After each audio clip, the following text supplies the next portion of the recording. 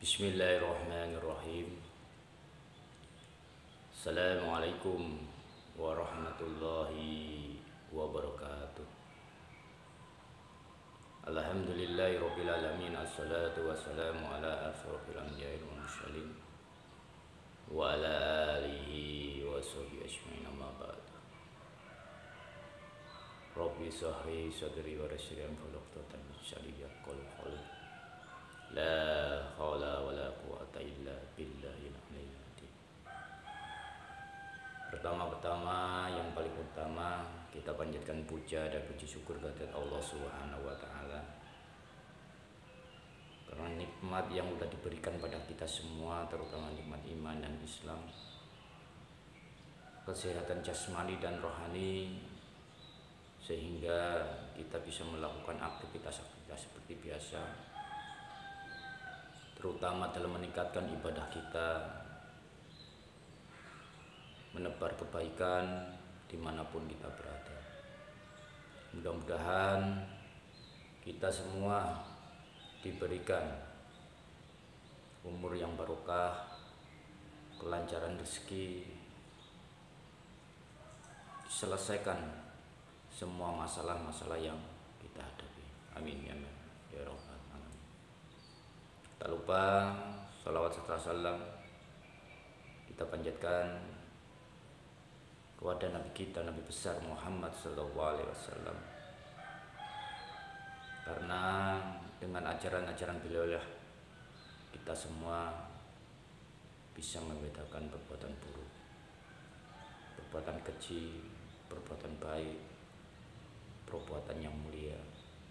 Mudah-mudahan kelak kita mendapatkan syafaatnya. Amin amin ya rabbal. Salam perseduluran. Kita berjumpa lagi. Kita saling tegur sapa. Tapi sebelum kita lanjutkan, yang belum subscribe ya, like, silakan demi kemajuan channel Rumah Singgah Asmaul Haq dan demi mempererat tali persaudaraan kita. Yang komen silakan komen, yang penting sifatnya membangun, dijalin hubungan yang erat ya.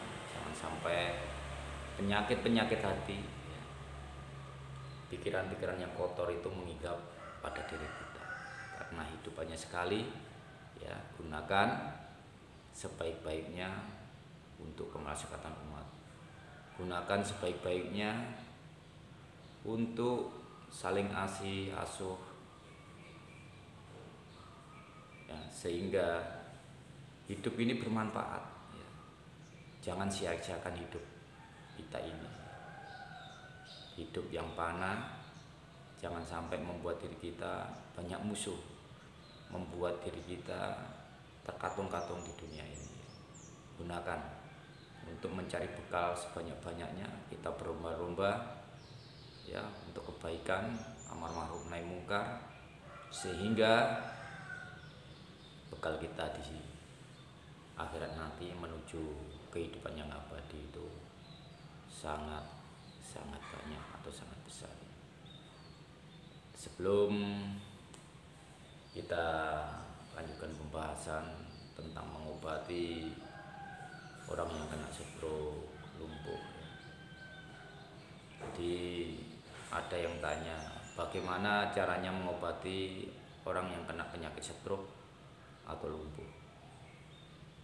Jadi kalau udah yang tingkatan di khusus pendekar atau bahkan yang udah di RGS, itu banyak sekali ya metode cara yang praktis, yang cepat untuk mengobati penyakit stroke ya, atau penyakit lumpuh. Ini yang untuk umum aja ya, untuk umum, karena ada cara-cara yang hanya bisa dilakukan sama murid ya, atau anggota yang tingkatannya udah di RGS. Jadi apalagi yang di S4P5 ya, jadi 5P. Jadi semuanya itu tergantung pada kita di grup mana gitu. Makanya kalau kita sudah semakin dalam pelajarannya kita akan mengerti. Tapi kalau biasanya orang-orang yang mencoleng itu yang paling tingkat-tingkat dasar ya, tingkat dasar atau orang-orang yang belum memahami atau anggota yang belum memahami ilmu asmaul sehingga omongannya itu kadang-kadang nggak ngerti ya. Yang di dalam aja kadang nggak ngerti, apalagi yang di luar gitu. Makanya kita belajar ilmu itu ditata hati kita, pikiran kita, sehingga ya, kita akan nyaman. Ada masalah los ya, jadi nggak dipikirkan. Jadi biarkan, karena setiap ujian, setiap masalah yang kita hadapi itu tanda atau bukti bahwa Allah itu masih sayang pada diri kita. Jadi hadapin dengan enjoy, santai, sehingga hidup itu kan nyaman. Hidup kita nggak kemrungsung pikiran kita, jadi nggak melayang-melayang kemana-mana. Ya, jadi bagaimana cara untuk mengobati penyakit stroke atau lumpuh ya? Kalau masih di tingkat dasar ya khusus, intinya pusat dari kekuatan itu ada di amalan itu ya, amal yang sudah saya berikan, tata caranya ya, itu gunakan ya. Kalau dasar kan sebenarnya pengetahuannya kan masih minim ya, ya nanti meningkat ke selanjutnya ke wawasan lebih besar, bahkan mencakup tanpa batas ya, apalagi yang di RGS itu tanpa batas, kayaknya udah mempunyai suatu pegangan yang luar biasa ya. Kalau itu diistiqomahkan, diamalkan di dalam kehidupan sehari-hari, insya Allah ya, apa yang diajarkan itu akan terwujud. Semuanya ilmu itu tergantung pada diri kita, diistiqomahkan apa enggak ya, dipraktekkan dalam kehidupan sehari-hari atau enggak. Kalau sudah dipraktekkan dalam kehidupan sehari-hari, insya Allah itu akan mengikuti. Jadi ada hasil dalam diri kita itu melangkah kemana, akan menunjukkan yang terbaik ya. Langkah pertama dalam pengobatan itu ya, siapkan diri kita sebenarnya, siapkan diri kita yang matang, yakin ya bahwa Allah lah yang menyembuhkan suatu penyakit itu, bukan diri kita ya, bukan pengakuan kita yang menyembuhkan, enggak, tapi Allah lah. Makanya kita selalu suruh ingat sama Allah Subhanahu wa Ta'ala. Itu yang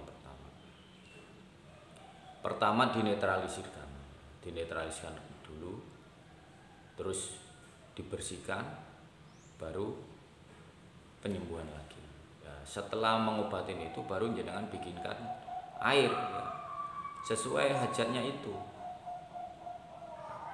Hajatnya apa, penyakit apa, stroke.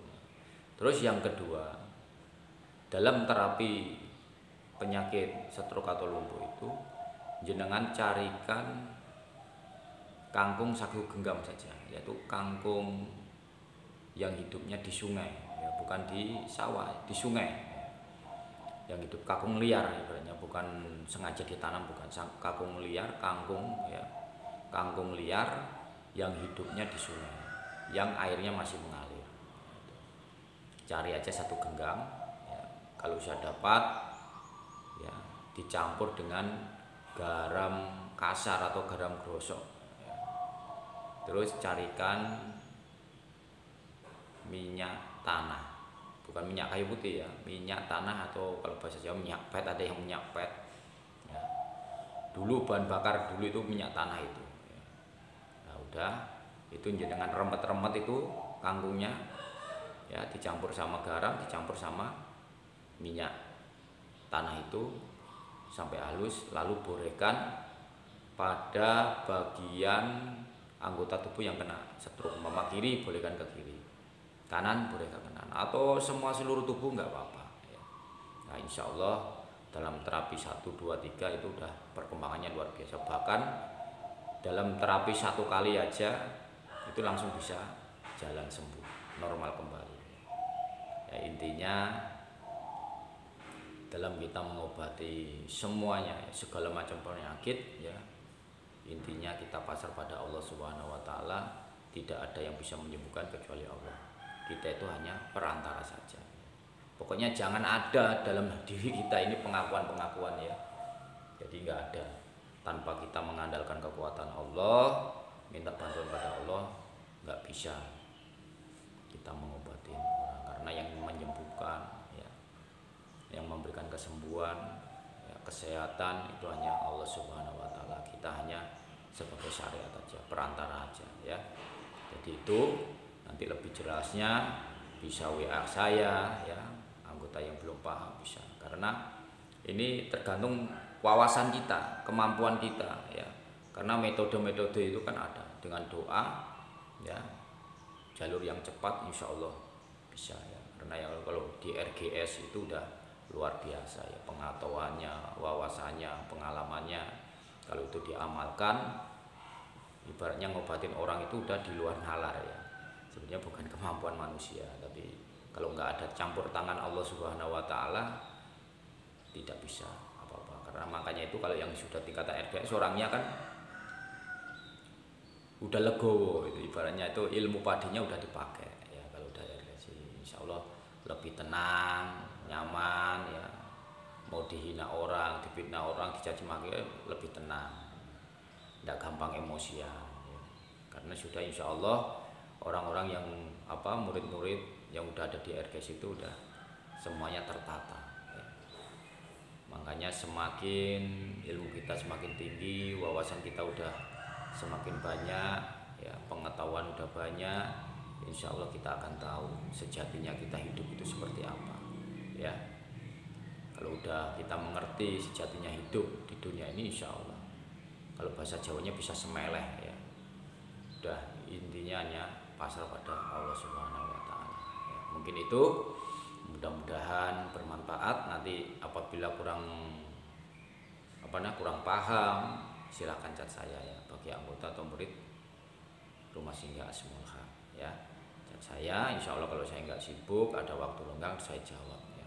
Mudah-mudahan dengan sekelumit wawasan ini bisa membantu, ya, mempermudah jenengan-jenengan dalam menangani pasien-pasien jenengan di daerahnya masing-masing, ya. Kalau ada salah kata, saya ulangi, saya sebagai manusia biasa, ya, tidak luput dari kesalahan, khilaf dan dosa. Makanya tidak saya bosan-bosannya, ya, saya mengucapkan minta maaf pada jenengan-jenengan semua apabila ada tutur kata saya, perilaku saya yang kurang berkenan di hati jenengan-jenengan semua. Saya mohon maaf yang sebesar-besarnya, ya. Jangan lupa like, komen, dan subscribe, ya. Yang penting sifatnya supaya setiap informasi, kalau sudah like atau subscribe itu, setiap informasi channel-channel Rumah Singgah Asmaul Haq atau video terbaru, ya, insya Allah jenengan bisa ikuti. Assalamualaikum warahmatullahi wabarakatuh.